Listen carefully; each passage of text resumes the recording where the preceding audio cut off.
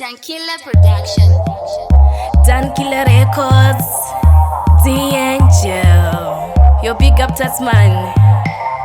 Ndaikubata semumwe wangu, ndichitoti uri mumwe wangu, ndichikuudza zvelafi yangu, usatoziva kuti iwe uri mhandu yangu. Ndaikubata semumwe wangu, ndichitoti uri mumwe wangu, ndichikuudza zvelafi yangu, usatoziva kuti iwe uri mhandu yangu. Ini ndokubhazira nemari wondiendera kwa godobori, wodeketerera mazita yangu muhari, yanzi hadichada kuti yabate mari. Aiwa dzidzi dzinodzidzirira, ndinoshingirira apo ndichivhiririra, kusatoziva kuti uya chandipandukira, munhu anopanduka. Zvandaitaura newe uchiparidzira, uri botso rinoruma richifuridzira. Ndaikubata segood friend, ndichikuudza masekreti, iko zvino watova kasuspect, handina shuwa ndikazokupa respect.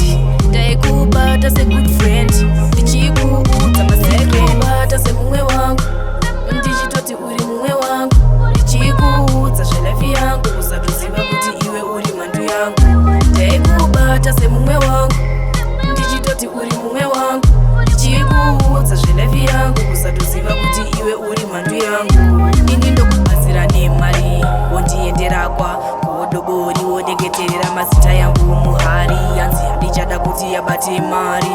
Aiwa dzidzi dzinodzidzirira, ndinoshingirira apo ndichivhiririra, kusatoziva kuti uya chandipandukira, munhu anopanduka. Ndaikubata semumwe wangu, ndichitoti uri mumwe wangu, ndichikuudza zvelafi yangu, usatoziva kuti iwe uri mhandu yangu.